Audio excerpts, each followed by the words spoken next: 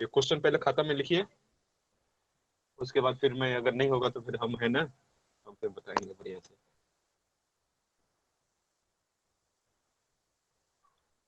एक equilateral triangle है ABC, और सारे एज का वैल्यू कितना है, AB equals to BC is equal to CA, 100 millimetre है। तो उसको चेंज कर लेंगे हम लोग, मीटर में कितना हो जाएगा, 0.1 मीटर।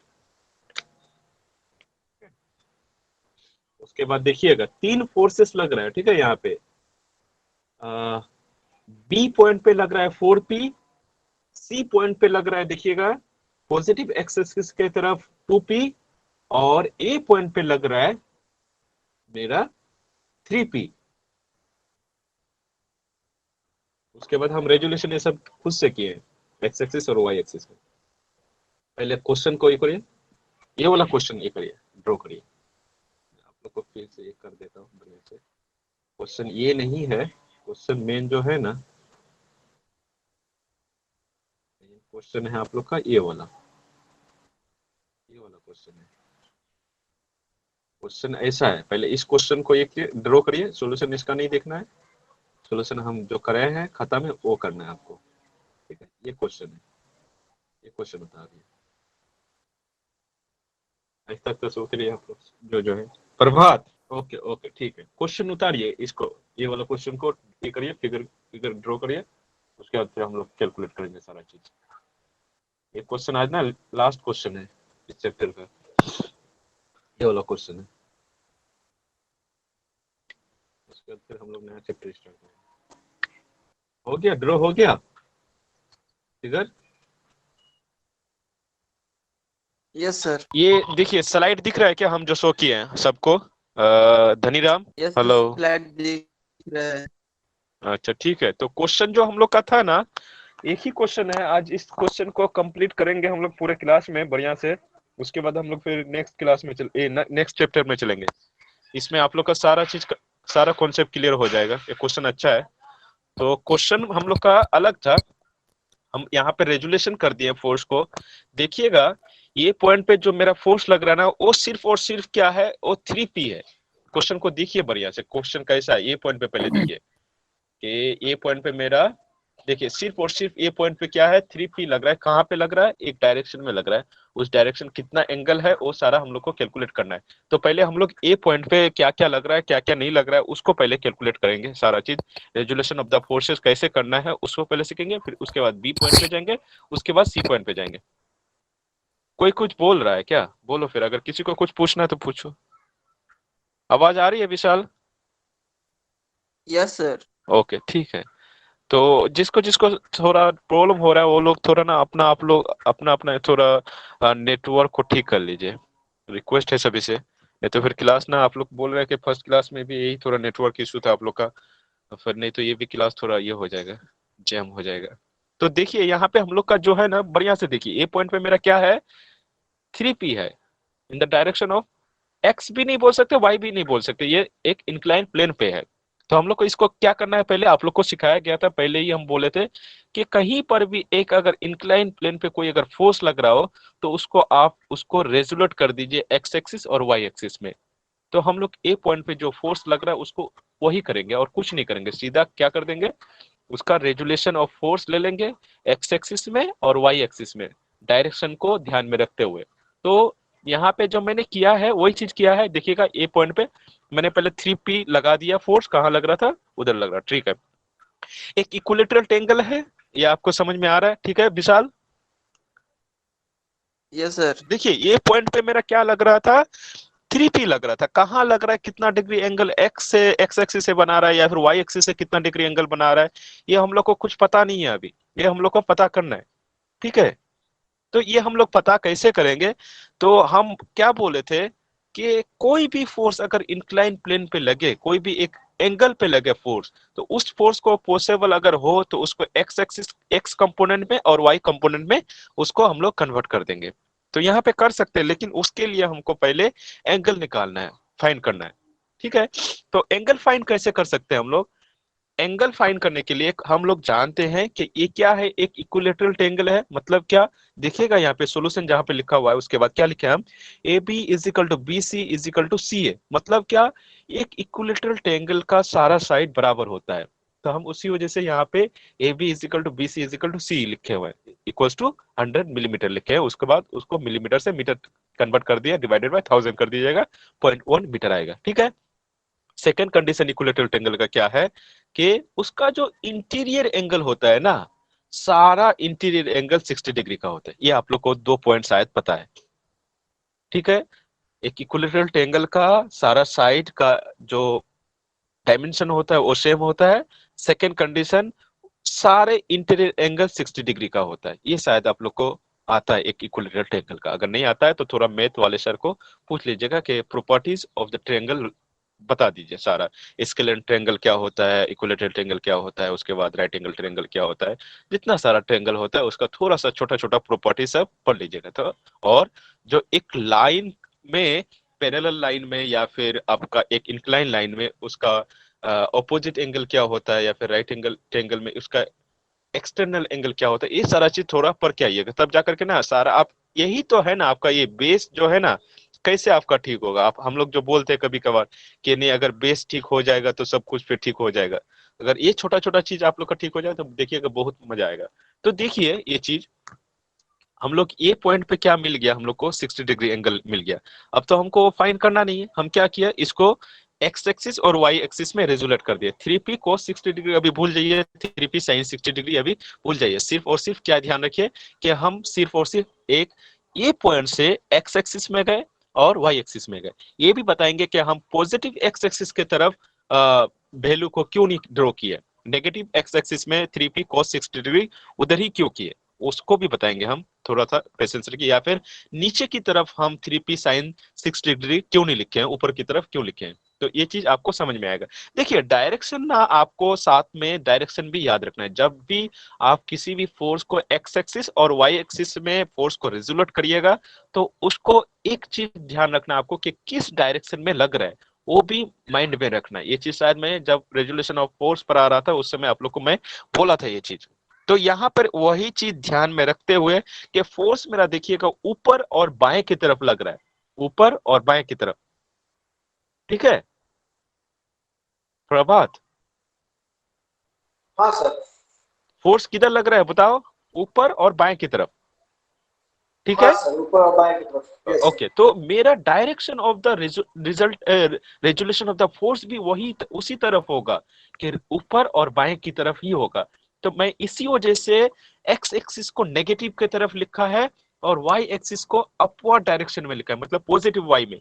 मैं एक्स एक्सिस को पॉजिटिव एक्स में भी ड्रॉ कर सकता था 3p cos 60 डिग्री, क्यों नहीं किया, क्योंकि मेरा यहाँ पे जो फोर्स का डायरेक्शन है वो मेरा किधर की तरफ है, ये मेरा है पॉजिटिव, मतलब लेफ्ट साइड और अपवर्ड डायरेक्शन में। इसी वजह से मैं लेफ्ट साइड लिया और अपवर्ड डायरेक्शन में लिया। ठीक है, इतना शायद क्लियर है। इसी वजह से मैं लेफ्ट साइड और अपवर्ड में बनाया फिगर को। इतना क्लियर है क्या? अभी yes 3p sin yes 60 degree clear. और 3p cos 60 डिग्री को भूल जाइए। इतना क्लियर है? अभी 60 डिग्री कैसे आया वो भी भूल जाइए। ठीक है। Yes sir. ओके, अब खाली इतना बताइए हमको कि ये पॉइंट पे जहां पे है कि ये जो इंटीरियर एंगल 60 डिग्री होता है, ये आपको आता है? इतना आता है कि नहीं?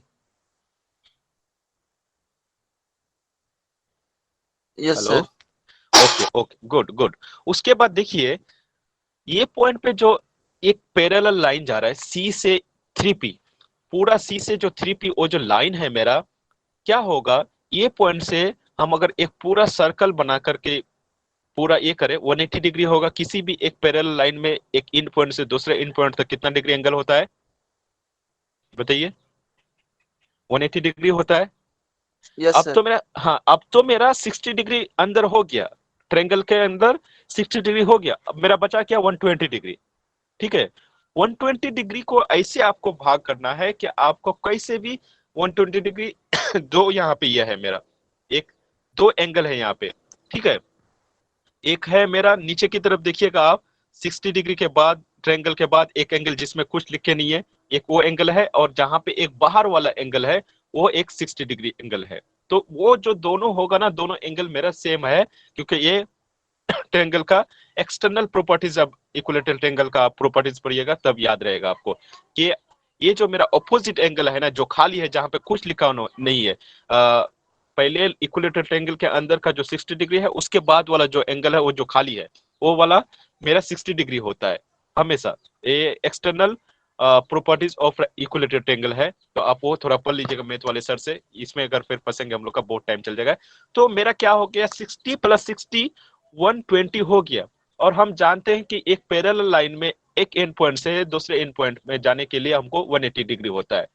तो मेरा 120 डिग्री हो गया, तो बचा कितना, वो वाला एंगल जो मेरा 60 डिग्री बाहर लिखा हुआ है, तो वो 60 डिग्री ऐड कर देंगे तो मेरा 180 डिग्री टोटल वैल्यू हो जाएगा।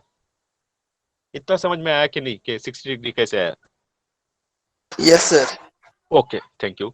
उसके बाद देखिए, अब तो रेजुलेट कर सकते हैं आप किसके साथ, 3p किसके साथ, एक्स एक्सिस के साथ मेरा 60 डिग्री एंगल बना रहा है। ये सर दिख रहा है आप? हाँ, कुछ साउंड नहीं आ रहा है सर। कौन बोल रहे हैं आप? नाम दिख नहीं रहा हमको, हम प्रेजेंट किए हुए इसी वजह से। नाम बताइए। विशाल, साउंड आ रही है क्या? धनीराम है सर। Yes sir. हाँ, यस पता सर। नहीं।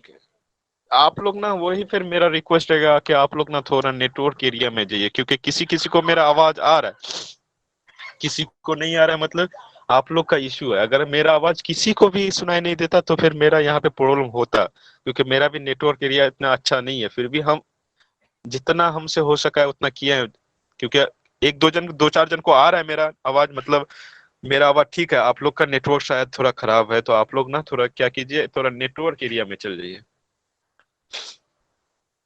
तो देखिए यहाँ से क्या हुआ हम लोग का, अब 60 डिग्री एंगल किसके साथ बना रहा है, मेरा एक्स एक्सिस के साथ। इतना इतना समझ में आ गया हम लोग के बाद? अच्छा चलो, देखो क्या बोल रहे थे हम, कहाँ पे थे कि एंगल मेरा 3p किसके साथ 60 डिग्री एंगल बना रहा है, एक्स एक्सिस के साथ बना रहा है।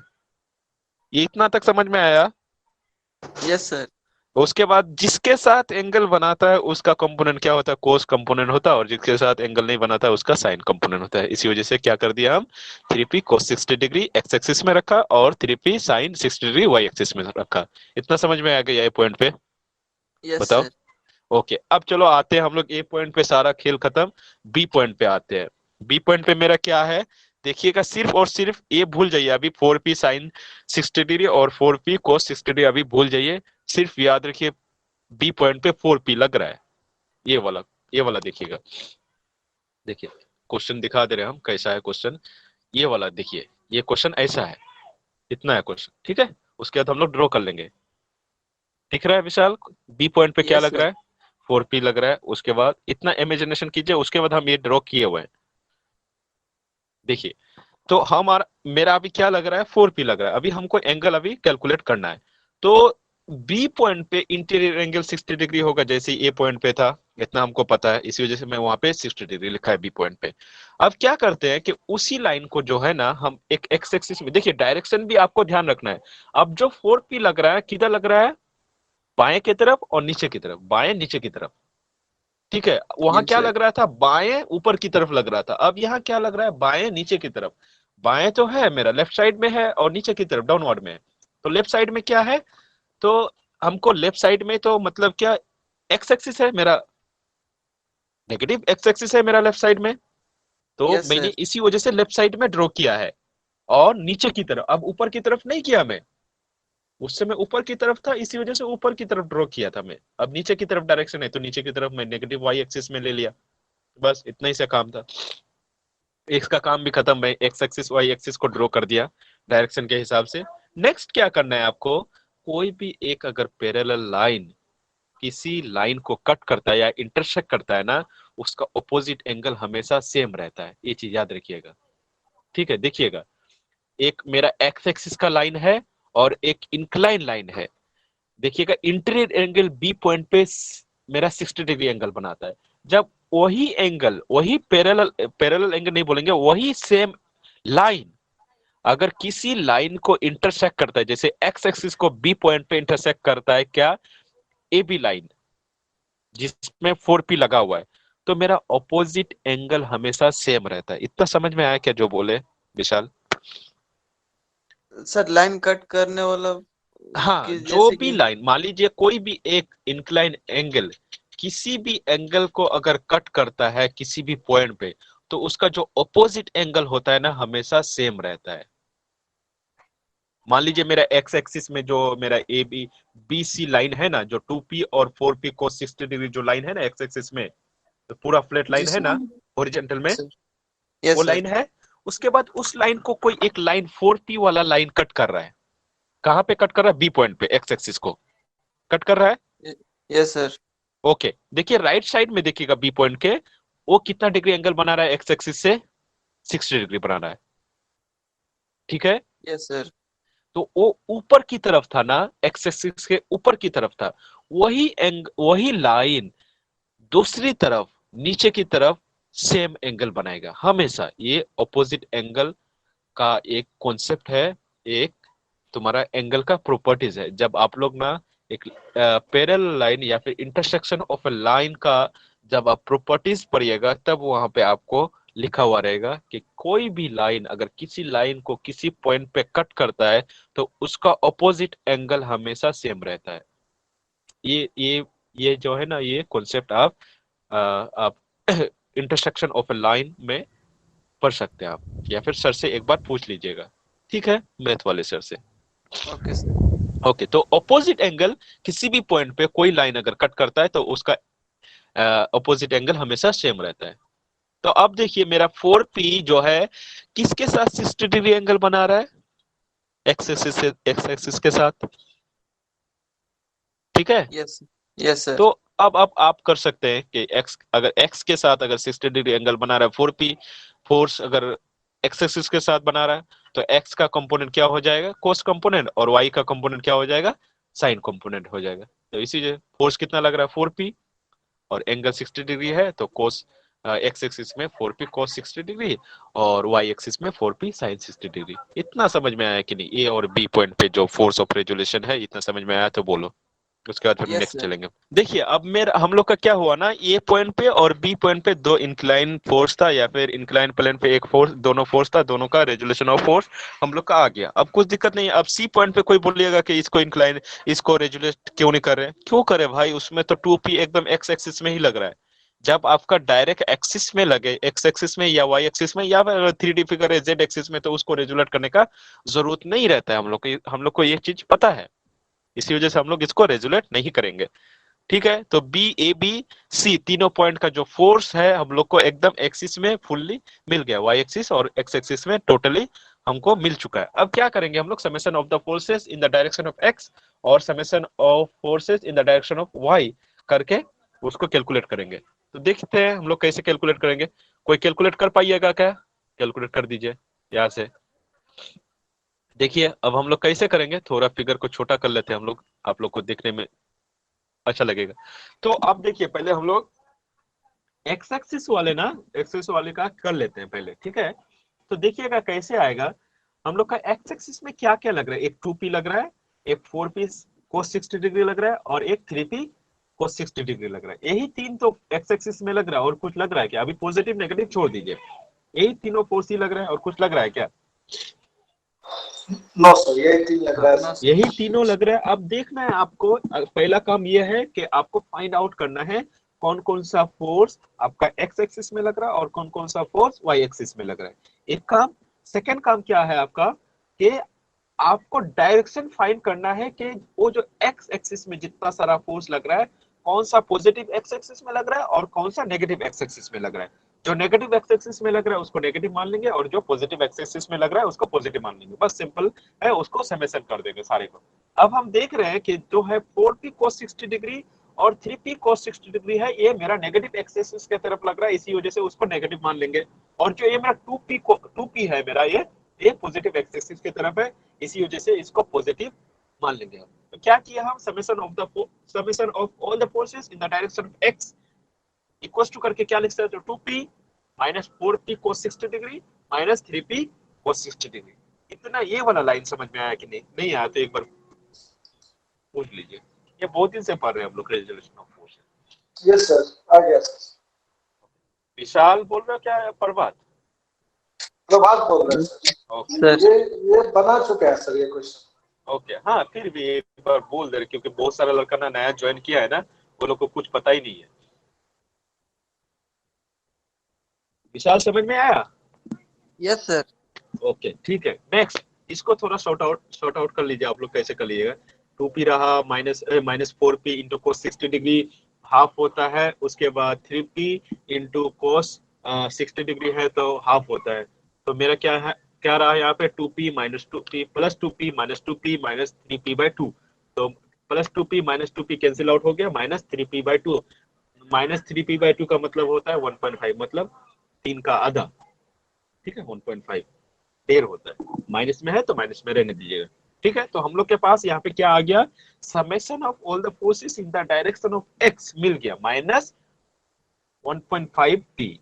ये आया मेरा एक्स की तरफ। अब वाई की तरफ क्या क्या फोर्स लग रहा है, आप दोनों ही हो तो आप दोनों ही बताइए आप लोग, विशाल और प्रभु। सर सर 4p sin 60 लग रहा है सर, 3p sin 60 लग रहा है। Good, very good very good. उसके बाद एक काम तो ये, दूसरा काम क्या क्या बोले अभी हम? हाँ ये सर, आपको दूसरा माइनस जो नेगेटिव में सर, गुड, वेरी गुड। नीचे की तरफ नेगेटिव, ऊपर की तरफ पॉजिटिव, वेरी गुड। नेगेटिव वही चीज करेंगे हम। देखिएगा नीचे की तरफ summation of all the forces in the direction of y हम क्या किए, 3p मेरा ऊपर की तरफ लग रहा था, इसी वजह से उसको पॉजिटिव पकड़ रहे हैं। देखिए यहाँ पे 3p sin 60 डिग्री मेरा ये पॉजिटिव है, इसी वजह से मैं यहाँ पे पॉजिटिव लिखा है। उसके बाद मेरा देखिएगा यहाँ पे 4p sin 60 डिग्री नेगेटिव है, इसी वजह से उसको नेगेटिव में लिखा है। मैं इतना ही सा है। ये लाइन समझ में आया कि नहीं विशाल, बोलो? Yes sir.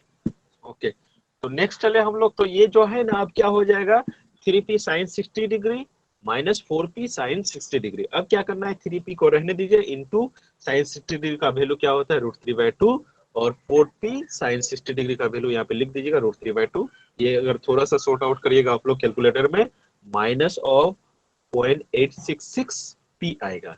तो देखिएगा एक चीज यहाँ पे नोटिस करिएगा, जो मेरा summation of all the forces in the direction of x भी माइनस है, और summation of all the forces in the direction of y ये भी ये वाला वैल्यू भी नेगेटिव ही आ रहा है। दोनों वैल्यू ही नेगेटिव है। तो इसका मतलब क्या है, अगर कोई कहीं पे आपको बोले कि एक्स और वाई दोनों का वैल्यू नेगेटिव है, तो वो उसका वो कोऑर्डिनेट थर्ड कौन सा क्वाड्रेंट में होगा? होगा सर, हाँ, थर्ड आपको क्वाड्रेंट में बोलना है होगा सर। थर्ड क्वाड्रेंट में होगा। वेरी गुड, ठीक है। तो आप लोग को कभी भी अगर ये सारा चीज आए, तो आपको पहले से ही पता होना चाहिए कि अगर मेरा एक नेगेटिव एक पॉजिटिव आ रहा है, तो वो हो सकता है सेकंड या फोर्थ में होगा। अगर दोनों पॉजिटिव हो तो वो तो फर्स्ट क्वाड्रेंट में होगा, अगर दोनों नेगेटिव हो तो वो मेरा थर्ड क्वाड्रेंट में होगा। ये सारा चीज हम पहले इसी वजह से बता चुके थे कि ये सारा चीज आएगा, हम ये सब चीज डिस्कस किए हुए हैं। तो ये हमको पता चल गया कि मेरा कहीं पर भी जो ये दोनों का जो रिजल्टेंट फोर्स आएगा, वो मेरा थर्ड क्वाड्रेंट में ही आएगा। ये हमको पता चल गया। नेक्स्ट काम क्या है हम लोग का, रिजल्टेंट फोर्स कैलकुलेट करने का। रिजल्टेंट फोर्स कैलकुलेट करने का तरीका क्या है, हम लोग जानते हैं। बताया क्या फॉर्मूला, क्या बताओ विशाल? रिजल्टेंट फोर्स का फॉर्मूला निकालने के लिए मैग्नीट्यूड आर आता है? आर हाँ, root is equal to R summation R equals to under root summation F X F X whole square, minus. Whole square करना है। Yes sir. हाँ sir, plus summation of all देखो, the forces in axis. देखो ये है summation of all the forces in the direction of X का whole square, plus summation of all the forces in the direction of y का whole square का under root लेंगे। बस यही तो है, बहुत दिन से पढ़ रही है हम लोग रिजल्टेंट फोर्स का। देखिए नीचे की तरफ, अब जो मेरा summation of all the forces in the direction of x और summation of all the forces in the direction of y जो आया वैल्यू बैठा के उसका स्क्वायर कर दीजिए, उसके बाद दोनों का समेशन करके अंडर रूट निकाल लीजिए, बस वही तो आ जाएगा।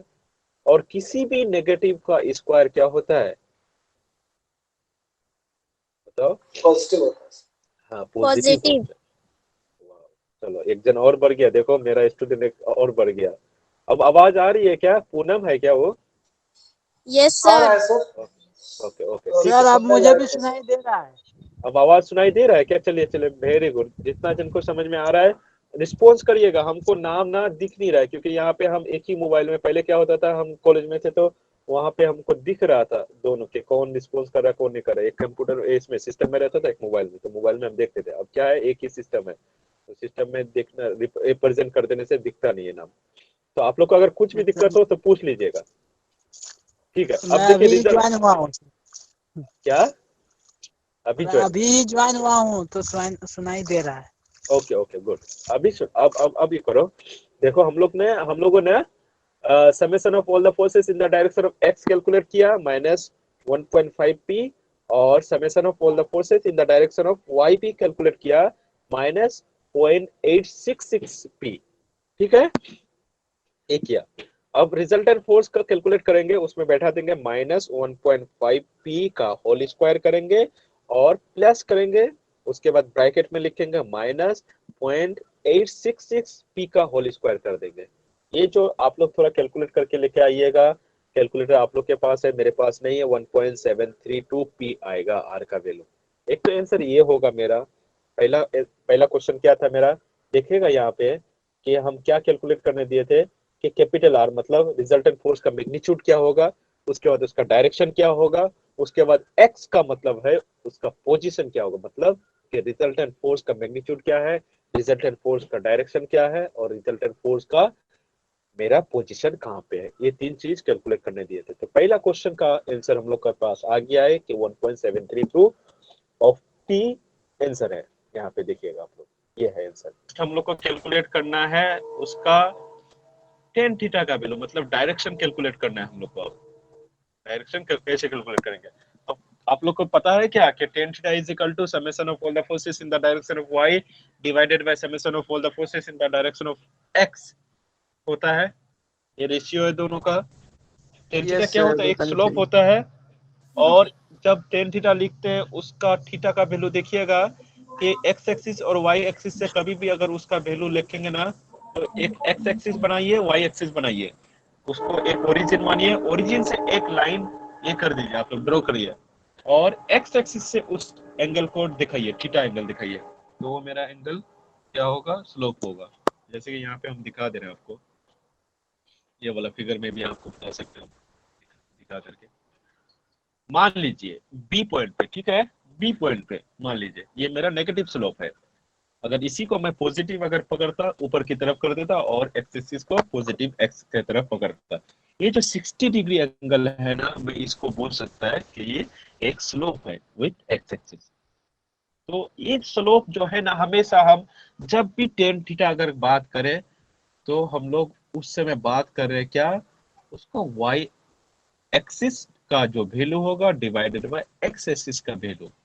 तो और वो जो एंगल होता है थीटा का वैल्यू होता है, वो हमेशा और हमेशा क्या होता है, एक्स एक्सिस से ही बनाता है एंगल, वाई एक्सिस से नहीं बनाता है। अब एक्स एक्सिस और वाई एक्सिस के बीच में 90 डिग्री एंगल है, तो आपको अगर एक्स एक्सिस के साथ अगर एंगल मिल गया तो जो बचा वो क्या हो जाएगा, वाई एक्सिस के साथ होगा। 90 डिग्री से माइनस कर दीजिएगा, जो मिला वो आपको वाई एक्सिस के साथ सारा चीज मिल जाएगा, ठीक है। तो टेन थीटा का वैल्यू हमेशा कहाँ से कैलकुलेट करते हैं, एक्स एक्सिस से कैलकुलेट करते हैं। यही चीज कहने का था मेरा। चलते हैं हम लोग कैसे कैलकुलेट करना है तो देखिएगा यहाँ पे। तो summation of all the forces in the direction of y divided by summation of all the forces in the direction of x is equal to tan theta. तो हम लोग के पास अब summation of all the forces in the direction of y कितना था, minus 0.866p, और summation of all the forces in the direction of x कितना था, तो जो मेरा नीचे है वो है माइनस 1.5। ये दोनों चीज कैलकुलेट करिएगा, माइनस माइनस कैंसिल आउट हो जाएगा, और उसके बाद पी पी ऊपर नीचे कैंसिल आउट हो जाएगा। क्या आएगा मेरे पास, 0.866 डिवाइडेड बाय 1.5, और इसको जब हम लोग करेंगे डिवाइड करेंगे 0.116 को 1.5 से, तो इसका वैल्यू कितना आएगा, 0.578। तो यहाँ से 0.5 टेन थीटा का वैल्यू कितना आ गया मेरा, tan theta is equal to 0.578। अगर यहाँ से हम लोग थीटा का वैल्यू कैलकुलेट करना चाहेंगे तो क्या आएगा, टेन इनवर्स ऑफ 0.578। आप लोग बताइए इसका वैल्यू कितना आ रहा है, मेरे पास कैलकुलेटर नहीं था इसी वजह से हम कैलकुलेट कर 30 है सर, 30.03, 30 डिग्री आ रहा है मतलब, ठीक है। तो इसको 30 खाता में 30 30 13 13 या 30, 30 सर। 30, ओके 30 लिखो, यहाँ पे नीचे लिख लेना। 30.02 है सर। ओके, तो 30 लिख सकते हैं, अप्रोक्सीमेटली हम लोग लिख सकते हैं उसको। तो आप लोग अपना खाता में उसके बाद नीचे वाले लाइन में थीटा इक्वल्स टू करके क्या लिखिएगा, 30 लिखिएगा। तो दूसरा भी क्वेश्चन का आंसर मिल गया हम लोग के पास, दूसरा क्वेश्चन का आंसर भी हम लोग का मिल गया। पहला था मैग्नीट्यूड बार कैलकुलेट करना था रिजल्टेंट फोर्स का, उसके बाद दूसरा क्वेश्चन क्या था कि उसका डायरेक्शन क्या होगा, कहां से, थर्ड क्वाड्रेंट में, क्योंकि हम लोग अभी बात कर चुके हैं कहां पे पड़ेगा रिजल्टेंट फोर्स, थर्ड क्वाड्रेंट में पड़ेगा, और थर्ड क्वाड्रेंट में एक्स एक्सिस से कितना दूरी पे, 30 डिग्री। अगर हम यहीं पे आपको बोले तो वाई एक्सिस से कितना डिग्री हो जाएगा, 60 डिग्री हो जाएगा, 90 माइनस कर दीजिएगा, 90 माइनस 30 कितना हो जाएगा, 60 डिग्री। एक्स एक्सिस से अगर बोले तो 30 डिग्री, अगर वाई एक्सिस से बोले तो मेरा 60 डिग्री। इतना समझ में आया? Yes sir. अच्छा, एक क्वेश्चन और, अगर आपको बोला जाए कि अगर आपका फर्स्ट क्वाड्रेंट के 0 डिग्री से कितना डिग्री दूरी पे ये रिजल्टेंट फोर्स मिला हमको, तो क्या करिएगा?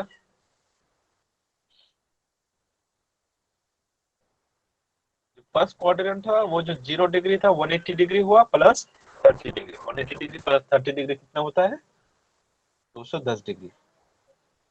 ठीक है, ये भी आंसर बोल सकता है आप लोग को, कहीं कहीं पे किसी किसी किताब में ये भी लिखा हुआ रह सकता है कि आपका जो स्लोप है या फिर जो आपका डायरेक्शन है वो ओरिजिन से या फिर आपका फर्स्ट क्वाड्रेंट के x axis, positive x axis से आपका कितना डिग्री एंगल आया, 180 डिग्री प्लस कितना, 30 डिग्री। अगर यहीं पे अगर मेरा एक पॉजिटिव रहता एक नेगेटिव रहता, अगर मान लीजिए फोर्थ क्वाड्रेंट में रहता, तो क्या करते आप, 270 प्लस जो थीटा आता वो कर देते। ठीक है, ओके इतना सर। समझ में आया? ओके, उसके बाद देखो, उसके बाद क्या करना है हम लोग को, इसको कंप्लीट कर देते हैं क्वेश्चन को। अगर किसी को दिक्कत होगा ना फिर हम लोग कल इसको ना रिकेप कर लेंगे, कोई दिक्कत ही बात है नहीं।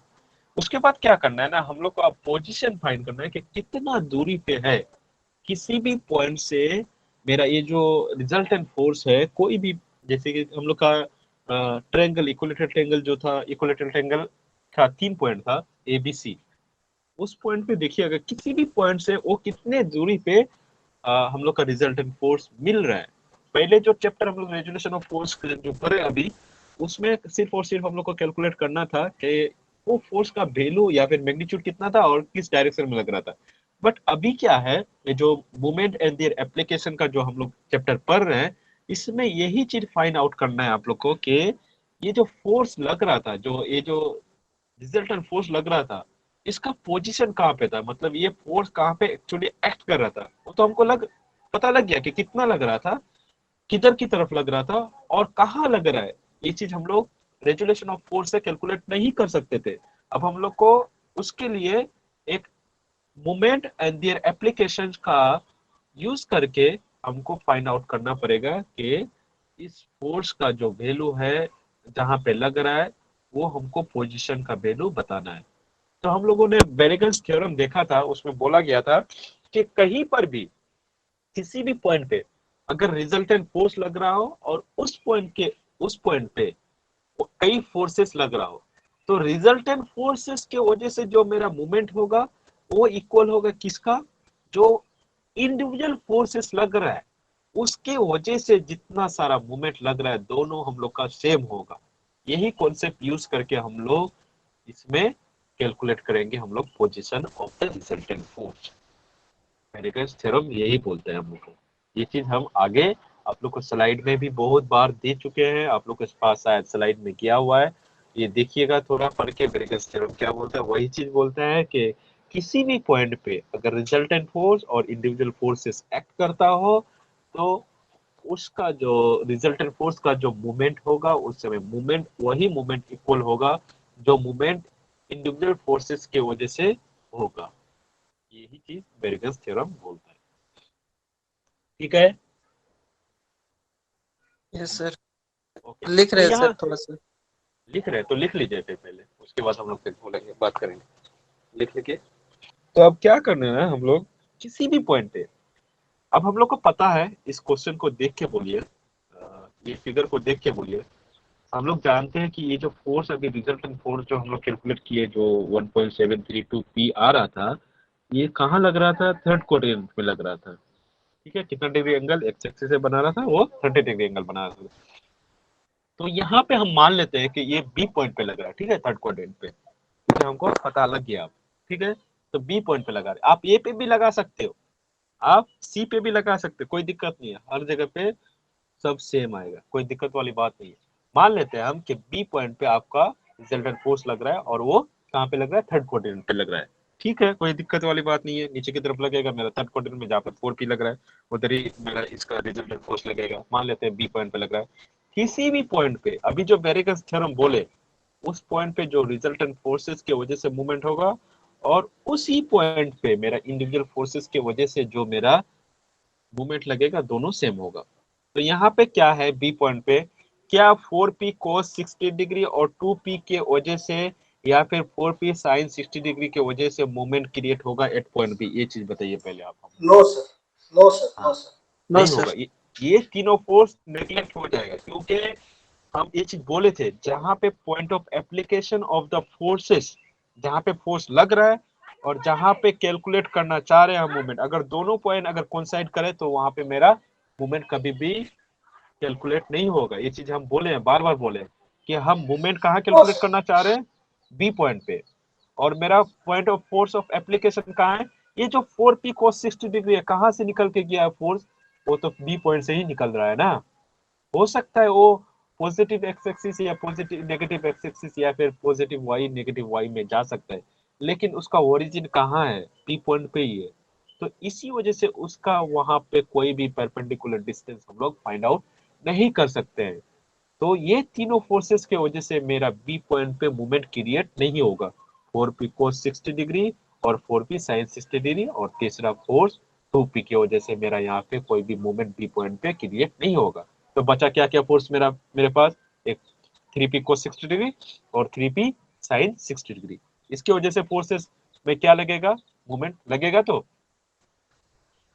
हाँ sir. Yes, sir. Okay, yes अब सर। हम क्या, ओके, अब हम क्या करते हैं ना, दो चीज कर देते हैं।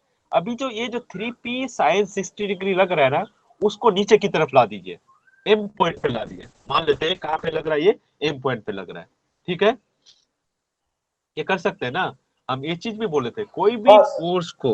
कोई भी फोर्स को हम क्या कर सकते हैं? उसी एक्सिस में ऊपर नीचे कर सकते हैं, उसको थोड़ा सेंस में डायरेक्शन को रखते हुए। हम क्या कर रहे हैं? नीचे की तरफ ला रहे हैं फोर्स का मैग्नीट्यूड को, कुछ छेड़छाड़ नहीं कर रहे हैं, सिर्फ और सिर्फ क्या कर रहे हैं? उसका ऊपर नीचे कर दे रहे हैं। ए पे लग रहा था, अब हम एम पे ला रहे हैं। सिर्फ क्या कर रहे हैं? उसी एक्सिस में, एक्सिस को चेंज नहीं करना है, मैग्नीट्यूड को चेंज नहीं करना है। तो ये चीज हमको ध्यान में रखना है। ठीक है, अब एम पॉइंट पे ला दिए, तो बी पॉइंट पे कैलकुलेट करना है, तो उसका परपेंडिकुलर डिस्टेंस कितना हो गया? फोर्स मेरा 3p sin 60 डिग्री ऊपर की तरफ लग गया, और मेरे पास डिस्टेंस क्या हो गया? परपेंडिकुलर डिस्टेंस b है। इतना समझ में आया क्या? देखो तो, जब Yes. 3p sin 60 डिग्री का बात करें तो परपेंडिकुलर डिस्टेंस कौन सा होगा? bm होगा। PM होगा sir. और एक फोर्स कौन सा लगाओगे? 3p cos 60 degree. ठीक है, तो 3p cos 60 डिग्री का हम लोग क्या कर देंगे अब? उसका परपेंडिकुलर डिस्टेंस कौन सा होगा? ये क्या am हो जाएगा? AM होगा sir. बस यही तो था, और कुछ तो था ही नहीं। अब डायरेक्शन भी एक बार देख लीजिए, कहाँ कैलकुलेट करना है और उसको खींच के कहाँ पे लेके आना है, वो भी हम बता चुके हैं आप लोग को बढ़िया से, कि उसको पकड़ना है और जिस पॉइंट पे कैलकुलेट करना चाह रहे हैं उसका टेल को पकड़िए, टेल नहीं, हेड को पकड़िए, 3p sin 60 डिग्री का जहाँ पे लिखा हुआ है वहां पे पकड़िए, और उसको खींच के कहाँ पे लेके आइए? बी पे। देखिएगा उंगली किधर की तरफ आपका घूम रहा है? नेगेटिव, मतलब एंटी क्लॉकवाइज घूम रहा है। एंटी क्लॉकवाइज को क्या बोलते हैं हम लोग? बोलिए, नेगेटिव बोलते हैं कि नहीं? Yes sir, negative. हाँ, तो ये 3p sin 60 डिग्री की वजह से नेगेटिव, 3p cos 60 डिग्री क्या नेगेटिव या पॉजिटिव होगा? बोलिए। उसका हेड को पकड़िए, हेड को पकड़ के किधर की तरफ लाइए? बी पॉइंट की तरफ लेके आइए। किधर घूम रहा है वो? एंटी पॉजिटिव की क्लॉक, तरफ। एंटी क्लॉकवाइज घूम रहा है। तो यस सर। दोनों नेगेटिव ही है। ठीक है, अब आप लोग को समझ में आ गया किसका परपेंडिकुलर डिस्टेंस है और कौन सा पॉजिटिव नेगेटिव है, दोनों चीज समझ में आ गया आप लोग को। अब करना क्या है, यहाँ पे देखिए एक्स को हम मान लेते हैं कि ये बी पॉइंट से कोई भी परपेंडिकुलर डिस्टेंस से हम लोग का क्या लग रहा है, एक पोजीशन पे है जो परपेंडिकुलर डिस्टेंस है कहाँ से, रिजल्टेंट फोर्स से। तो क्या किया, रिजल्टेंट फोर्स का जो मूवमेंट होगा और इंडिविजुअल फोर्सेस की वजह से जो मूवमेंट होगा वो दोनों इक्वल होगा, तो मैं इक्वल कर दिया। अब उसके बाद क्या करते हैं, 1.732 पी इंटू एक्स, एक्स मेरा क्या है, एक परपेंडिकुलर डिस्टेंस है कहां से, बी पॉइंट से, और वो परपेंडिकुलर डिस्टेंस किस पे है, रिजल्टेंट फोर्स पे है। ठीक है, उसके बाद वो इक्वल हो गया किसका, इंडिविजुअल फोर्सेस के वजह से, उस पॉइंट पे जो फोर्सेस के वजह से मूवमेंट क्रिएट होगा। तो 3p sin 60 डिग्री था और उसका परपेंडिकुलर डिस्टेंस bm था। और यहाँ पे मैं पॉजिटिव लिया है, ये आप पे डिपेंड करता है कि नेगेटिव पॉजिटिव जो भी लेना है, आप लोग नेगेटिव लेके ही लिखिएगा। ठीक है, क्योंकि एंटी क्लॉकवाइज आ रहा है तो नेगेटिव लिखिएगा, -3p sin 60 डिग्री लिखिएगा इंटू bm। उसके बाद फिर से माइनस लिखिएगा। ठीक है, यस पे सर। यहाँ पे देखिए bm क्या होगा, bc/2। ये bm जो है ना मेरा, ये bm हमेशा, कोई भी एक चीज और है, इक्विलेटरल ट्रायंगल पे कभी भी अगर हम लोग मीडियन अगर ड्रॉ करते हैं ना, वो हमेशा उस लाइन को या उस बेस को हमेशा इक्वल भाग में कट करता है या फिर दो भाग में कट कर देता है। तो bm is equal to cm बराबर होगा, तो अगर दोनों बराबर होगा तो bm is equal to bc/2 हो जाएगा। यही चीज हम लिख के यहाँ पे bm is equal to bc/2, 100 divided by 2 कर दीजिएगा, 50 mm आएगा, और उसको अगर चेंज करिएगा 0.05 मीटर आएगा। और आपका एक इक्विलेटरल ट्रायंगल है, एक इक्विलेटर। अब एम कैलकुलेट करना है यहाँ से, एम कैसे कैलकुलेट करिएगा, एक राइट एंगल ट्रायंगल है, देखिएगा ए बी एम एक राइट एंगल ट्रायंगल है, तो यहाँ पे अगर ए एम कैलकुलेट करेंगे तो क्या हो जाएगा, B A square minus B M square. यहाँ से जब कैलकुलेट करिएगा ये वाला वैल्यू आएगा। ये शायद आप लोग खुद से कर सकते हैं, M is equal to under root of A B square minus B M square, यहाँ से आएगा 0.866 आएगा। तो सारा वैल्यू को पुट करके जब देखिएगा आप लोग, एक्स का वैल्यू 0.15 मीटर आएगा, यहाँ से एक्स का वैल्यू। तो ये जो एक्स है ना, थर्ड क्वाड्रेंट में एक्स एक्सिस से कितना दूरी पे है मेरा, 0.15 मीटर पे हो। ठीक है, ओके, तो चलिए ठीक है, फिर आज यहीं पे क्लास को एंड करते हैं। अपना अपना ध्यान रखिएगा, bye bye. Okay sir, thank you sir.